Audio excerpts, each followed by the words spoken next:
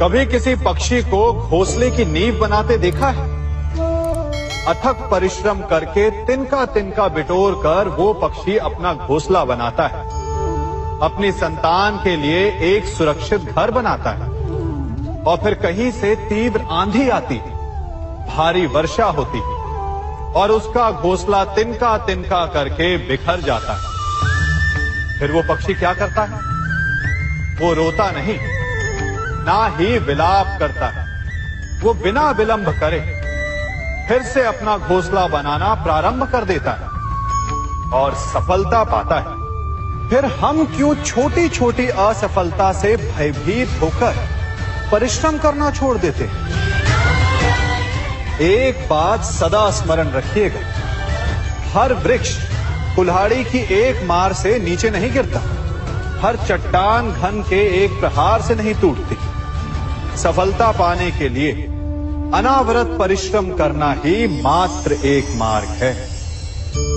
स्वीकारण, सत्य का स्वीकारण मनुष्य के लिए बहुत ही महत्वपूर्ण है।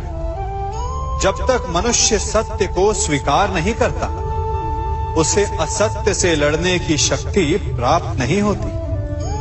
जब आप भोजन करते हैं तो क्या होता है?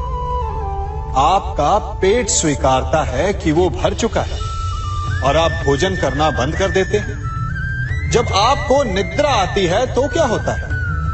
आपका मन स्वीकारता है कि आपका शरीर थक चुका है और उसे विश्राम की आवश्यकता है। उसी प्रकार जब आपको किसी व्यसन को रोकना हो तो आपको स्वीकारना पड़ता है कि बहुत हो चुका, चाहे वो लालच हो या मदिरापान।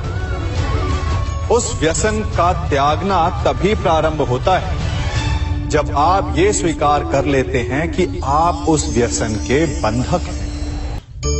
हम में से ऐसा कोई नहीं जिनकी परछाई उनसे दूर रहती। हमारी परछाई सदैव हमारे साथ रहती है। कदाचित हमारी परछाई हमारे कर्मों के फलों का संकेत है। कदाचित इसी कारण कई बार हमें अपनी परछाई से भय भी लगता है, परंतु इस भय से निवारण पाने का एक साधन अवश्य है। वो है सूर्य की ओर मुख करना या किसी प्रकाश के स्रोत की ओर मुख करना, क्योंकि तब हमें हमारी परछाई दिखाई नहीं देती।